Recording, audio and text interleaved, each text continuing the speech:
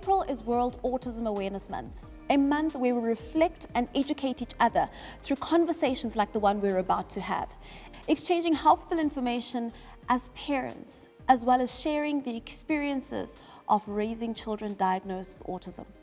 Today on the Sit Down Parenting, I'm in conversation with Vezi Silwanyana, who is the founder of Enam Autism Advocacy Group, a non-profit organization advocating for people living with autism with a focus on children and young people. She is no stranger to Art of Superwoman, as she has shared her insights through an article from our festive launch issue of our magazine. Do check it out on artofsuperwoman.com/blog. We're also joined by author and managing director of Star Academy, a treatment and recovery center which specializes in autism, Ilana Gerschlowitz. She is the author of Saving My Sons, a journey with autism, which she launched in 2019. Her book sends a powerful message to parents and professionals in the world of autism, highlighting the need for early diagnosis and access to appropriate education and medical services to children with autism. Ilana and her team started an outreach program in Tembisa to assist children with autism, training residents with the skills to uplift the lives of their children. I'm excited to have this conversation because there is a big gap in our education of, firstly, what autism is and what the lived experience of what parents go through in raising a child who's living with autism or who is on the autism spectrum. So I want to go straight to the beginning. A diagnosis of autism can feel like your world is coming to an end, right? Ilana writes in her book that something that stood out for me in that you mourned a child that was still alive. And I'll come to you, Vezi, first. What were those moments as you received that diagnosis? Sure. It was the most stressful. I cannot even put it into words. We went from one healthcare professional to the next, and still there weren't any clear answers until after having seen about 6 doctors, eventually we got the diagnosis. I didn't know what autism was when I got the diagnosis. So you can imagine when someone is sitting across the table from you and says, your child might never, ever speak. That is, I think, the worst thing any parent can ever hear.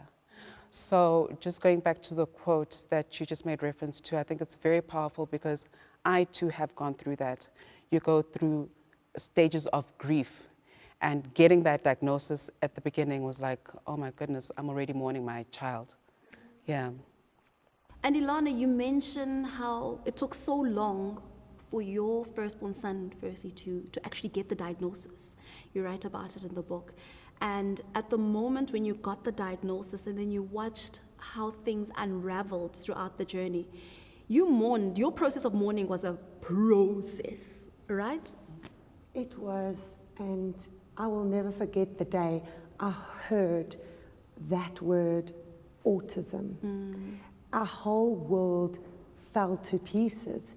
And when the doctor gave the diagnosis, we were told goodbye and good luck. Not much you can do, very similar to what Vezi was saying. I went through so many different emotions. You know, there was my little 20-month-old little perfect baby, and I was told that he will never go to school, he will never speak. Can you imagine something like that? That he will never have a future. And in the beginning, I think you are in so much shock. And, you know, the fear of what the future holds just follows you around like a shadow. I was absolutely devastated in the beginning. I cried oceans of tears. And when my oldest, David, received the autism diagnosis, I was pregnant with my second son. Sure. So you're planning this picture-perfect family, and your world comes to an end. And, you know, it's not just that. Your life was building up to what you wanted your dream life to become. And I know that Vezi is a personal friend of mine as well. You've had to kind of try and balance out career and raising, a child with autism and your other children. Yeah. And you've had to try and find a balance. In most cases, having to leave the career aside to actually focus on the children, and mainly Inam. Yeah. You left your lawyer career. Can you tell us about that? Can we start with you and really tell us, Ilana, about the process of having to really focus on your child now? You get this diagnosis, and I knew that he was in trouble. I understood that he had the autism diagnosis, but as a parent, I was not prepared to believe that nothing could be done. And I started researching, and the more I read, the more excited I became, because I realized, but hold on a second, there is actually so much that we can do. Raising 4 children, Yeah. including Inam, who's on the spectrum as well. It's not easy. I mean, we've personally, as friends, been on the journey and seen, and you've had your ups and downs, and balancing that with your career has been tough. Yeah, no, it has. I actually got to a point where I was still in corporate, and it got to a point where I figured I need to leave. I actually had a nervous breakdown. I think Ilana encapsulated it very well to say all the burdens that she has listed. Yeah. And a lot of time is required of you. Inam has a number of therapy sessions that she needs to attend, and then we need to go see this doctor and that doctor. So there came a point where I broke down. I literally physically broke down, emotionally and everything else.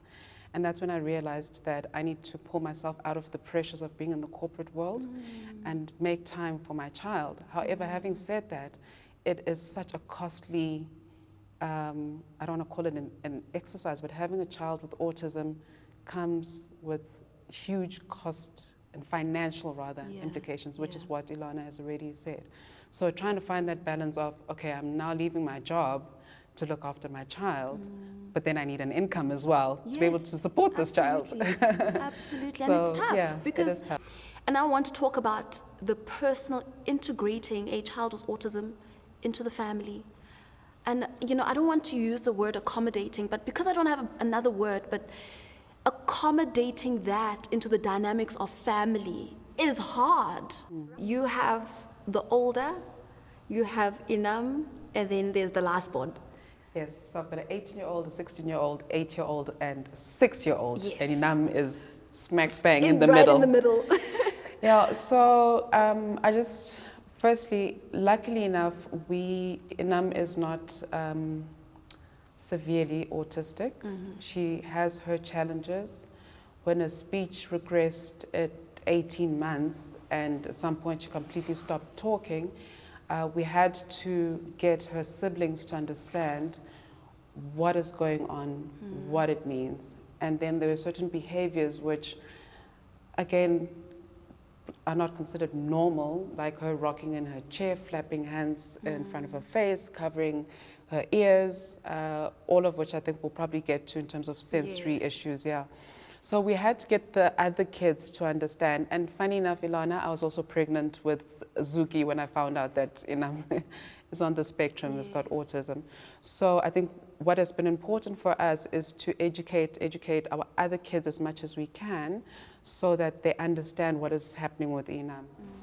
It's extremely challenging. I have 3 sons. So my oldest, David, he's now 18. Olwethu, can you believe? We received the diagnosis when he was 2. And he's now 18. So, I have to tell the story. We made it through. And he's severely autistic. And I'll tell you more about him. But in the family, his needs really do come first. So I find myself tending to him first because my role as his parent includes caregiving. So that's a tall order. My second son is 16 and he's typically developing. And so he tends to be the more mature one, the more responsible one. Yes. He had to grow up very quickly. He didn't have enough time just to be a child. Yeah.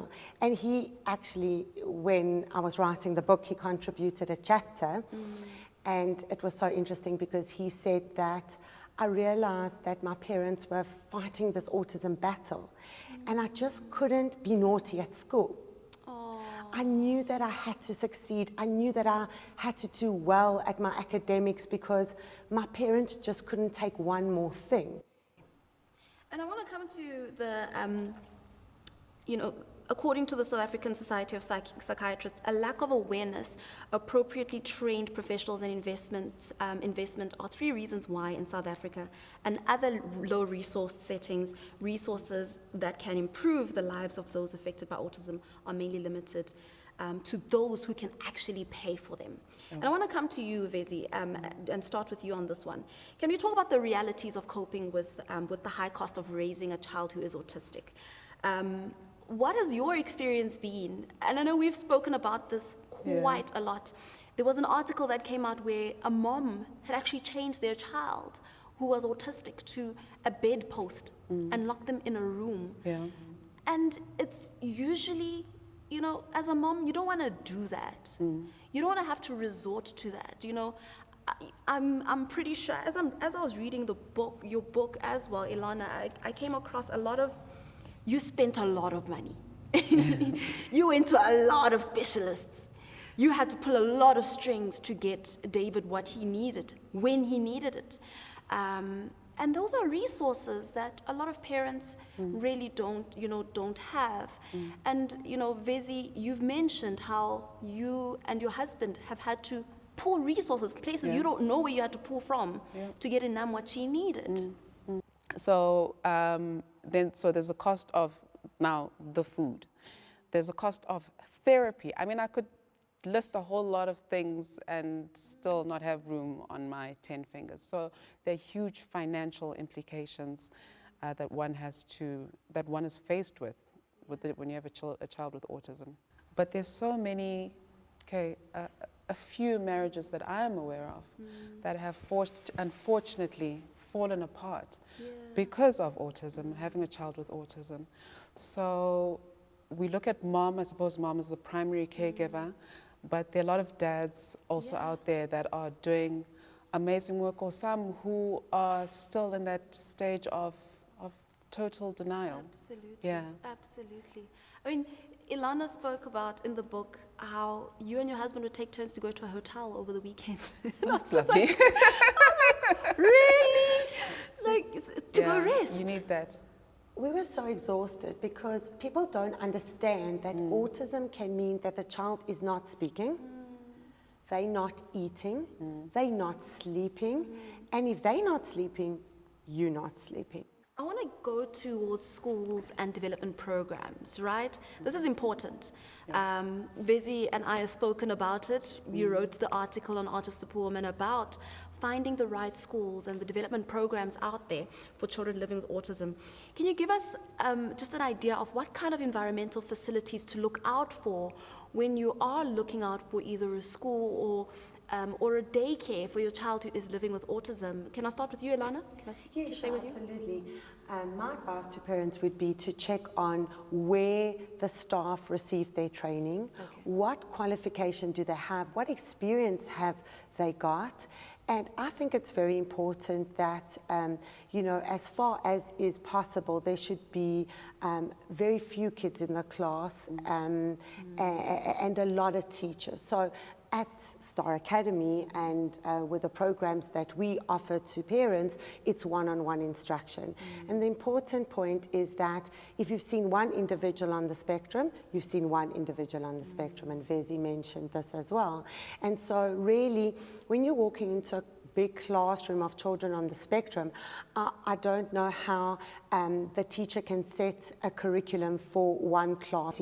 We don't have proper inclusive education in this country. You don't. And I mean, Vezi, you can speak extensively about this because you've had an instance where you were called to the school to come fetch your daughter. Yes. She'd gone in for assessment for grade 1, and the assessment in a mainstream school, The assessment was all of a day, which is not, for any other child. You don't assess a child for only a day. And they called us in. They called us in the next day and said, no, sorry, we can't accommodate. I hate that word. Accommodate your child. And that was it. That was it. We had to then go look for alternatives. Although having said that, not all mainstream schools are bad. Yes, they are slowly but surely, and it's platforms like this and conversations like these that actually help to take the message out to the schools to say inclusive education. Basically what Ilana is, it is a constitutional right. So you can't not take my child in if they are able to function, lack of a better term, in the school. Just because over the phone you heard that, oh, my child has autism, you can't turn them away, just purely based on that. And I've had that experience many a times, where once they hear the word autism, that's it. Absolutely, and we can't talk about education without talking about the role that government can play in terms of nutrition for children. They don't have a voice. They can't speak for themselves. I think with the COVID-19 pandemic, we can only imagine how much worse some of these children that can't speak for themselves, what they're going through, and how this has all impacted them in terms of advancement, in terms of getting the help they need, and in terms of nutrition, right? And it's a tough and long journey, right? When you're walking this journey with your child who has been diagnosed with autism. It's not a tomorrow thing. It's not I'm just gonna drop them off at school and come back home and let's see how things go in the next week and let's see how the recovery goes. It's continuous. It does alter your parenting style. It absolutely does. And what I can say is that when you're parenting a child with autism, it certainly is no sprint, it's a marathon. Yeah, and I want to talk about those parenting styles that have changed. Yeah, no, I agree with you 100%. I want, and you spoke about how your parenting changed. You started becoming this tutor, this trainer, this therapist to your child versus a mother. You were 95% therapist, 5% mother. And I will tell you that I run an army camp at home. So does Vezi. Vezi runs Yeah, no, you have to have them on a tight schedule. But in terms of parenting styles, for me, it's been a matter of responding to what Inam needs, what she likes, what she dislikes, and just following her cues. At least with the other kids, it's easier to have an understanding of what their needs are, how to parent them, what their love languages are. With Inam, it's very difficult because she doesn't, I said I wasn't going to cry, sorry. It's very difficult because she has very limited speech. She's only able to say, I want water, I want grapes, or whatever she needs at that time. But it's very difficult to understand what it is she needs at any given time. I do not know when my child is crying whether she's got a headache or not. Unlike the other kids, they can easily say, Mom, my tummy is sore, my head is sore, I need medication or whatever the case may be. Parenting styles, I worry a lot. That's why I keep Inam as close as I possibly can, because unfortunately we also live in a world that is not very safe. So unlike the other kids that are able to verbalize and say, okay, this happened at school, someone hit me, or whatever the case may be. I'm not saying my kids get beat up in school. But the way that I parent Inam is different, because I worry about her inability to actually verbalize whatever it is she's going through. So as much as we run a tight ship, and as much as we also still discipline her because she can't get away with murder, but I think for me there's a bit of a softer side when it comes to her, because I'm also still trying to figure her out, but I follow her cues. And I think let's talk about that. Let's talk about discipline to a child living with autism. Is there discipline? How do you discipline? Like you said, you're raising this child that you went to a doctor's appointment, they were diagnosed, you mourned a child that was alive, now you're relearning them, you're having to learn how to learn with them and teach them, and now you bring in discipline. And you have the other children too, so they have to kind of be part of this family community, right? How does that work then in the family? So I think for us, now that we understand Inam a bit better, we know when she's trying to get away with murder. It takes a lot, but once you get to a point where you know, okay, Inam is just trying to, pull a quick one over our eyes, then we're able to put certain parameters in place and certain disciplinary measures in place, that she knows that what she's doing is not right. And I think ABA also plays a big part in it, Ilana, if I'm correct. Yeah, because we've had, in actual fact, we were with Ilana a couple of years back, and she went through the ABA process with the Star Academy. So I think the ABA also helps in terms of teaching her and us, how to discipline Inam well. Yes, Ilana but probably has more insight. Probably whilst teaching, right? How does the discipline and the teaching come in, and then kind of you're learning and you're growing with your child, with this diagnosis? It's a very good question. I think what's important to understand is that a child with autism tries to communicate through behavior. Okay.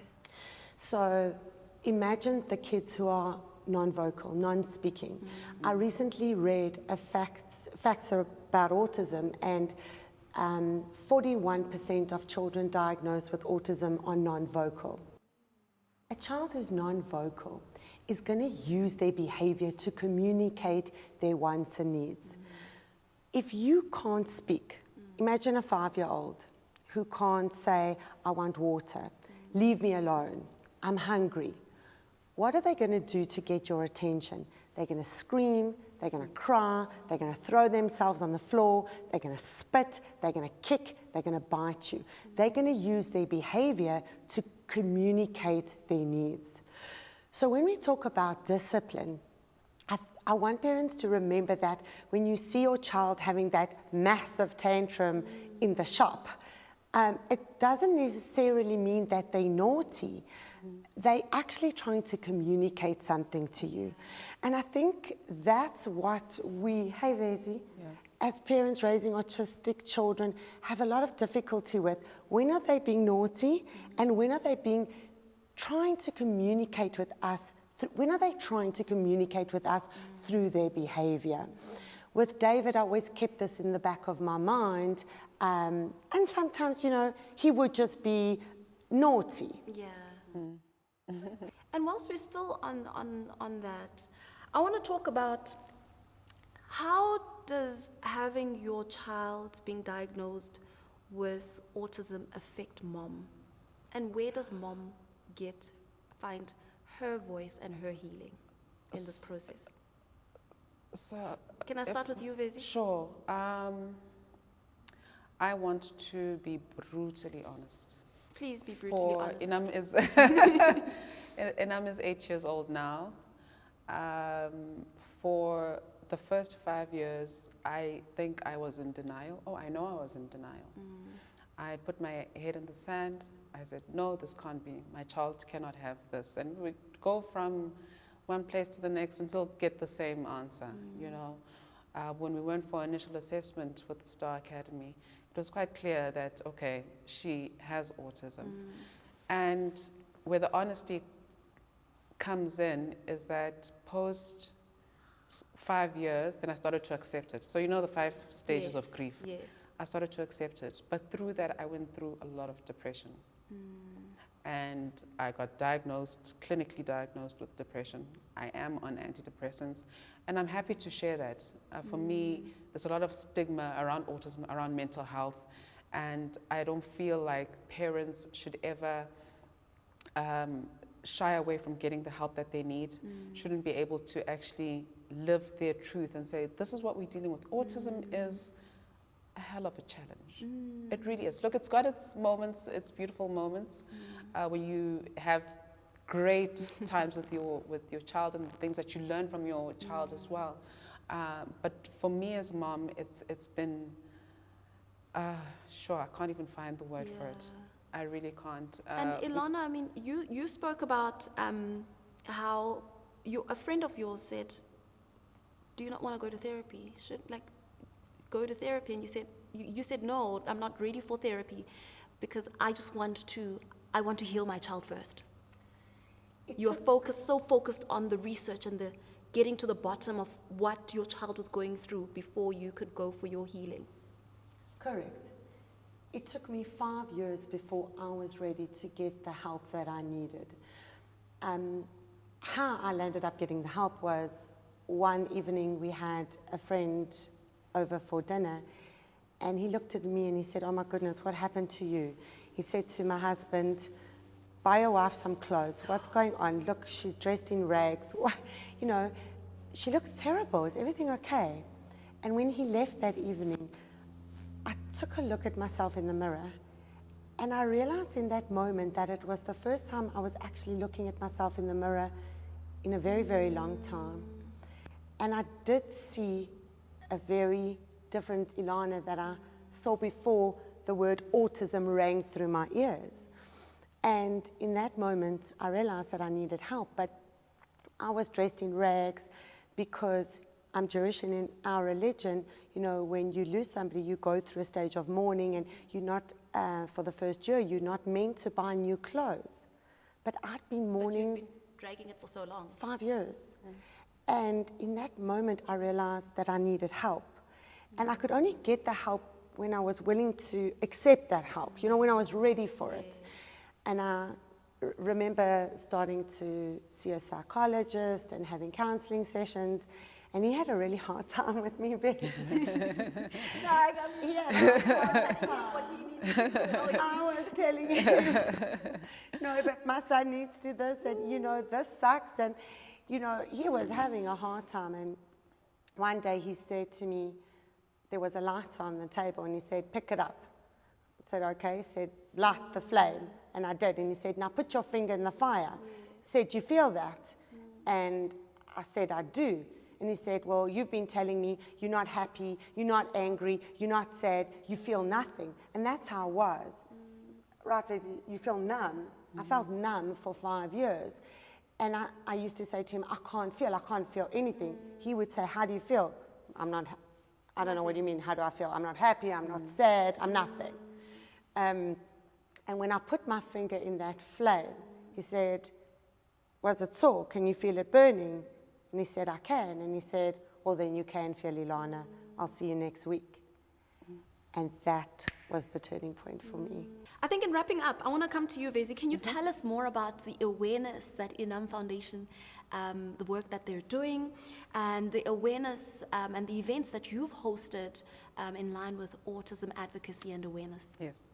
So we've dubbed 2021 as the year of education, but not education as you think, schooling, etc. Educating community, society about the existence and the prevalence of autism. And our focus really as a foundation is to go to the people that we feel have got limited access to resources, to information, communities that might perceive autism as it not being I suppose a developmental or medical condition, yes. But more of maybe we didn't observe our cultural rituals, or there's witchcraft, or things like that. So we want to reach those communities and bring as much awareness as we can, just on the fact that there is a condition. Your child might not be bewitched. Yes. It could be the fact that they are on the spectrum and they've got autism. So previously we've had, when there's like walk the talk, we've had a lot of support. The t-shirt that you're wearing now, thank you so much.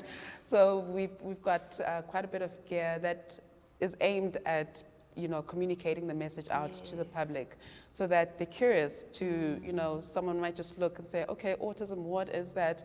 And then start conversations. So, and we also have I call them brand ambassadors in a way, and now hopefully you are one of them that can actually speak on autism, on everything autism. So we've done a couple of campaigns. This year we've trained, we are working on training teachers. It just so happens to be in Tembisa. I don't know why we all like Tembisa, but it's a starting place for us, and we plan to expand it out to all corners of South Africa. Yeah. It's just a matter of funding. Goodness. Government. Yes, government, please. Come on board, please. Come on So board. it's awareness, and training where we can, but not training as an ABA training or any other form of therapy that is out there, but more of equipping teachers with just the tools that they need from an ABA perspective to just learn how to better understand and better teach their students. And it's quite limited really, because the work that, for example, Ilana is doing is really intense, and you have to go through a whole lot of training. But the little that we can do with the little resources that we have, we're just going out there and hopefully galvanizing as much as support as we can. Amazing. Yeah. I want to mention that when we started our unit in Tembisa, I remember the parents saying, we're so excited. For the first time, something came to Tembisa first, always goes to Soweto. That is true. And Ilana, in closing, I want you to tell us, what is the one message that you want people to take from Saving My Sons? Never, ever give up. Autism is treatable. You, as a parent, need never give up on your hopes and dreams for your child's future. With the right educational intervention and medical treatments, I'm talking about nutrition, correcting deficiencies, and much more, not psychiatric medication, you certainly can have a future for your child. Put on your boxing gloves. Autism means game on, not game over. Absolutely. Thank you so much for joining us for this episode and the first episode of the season 3 of the Sit Down Parenting.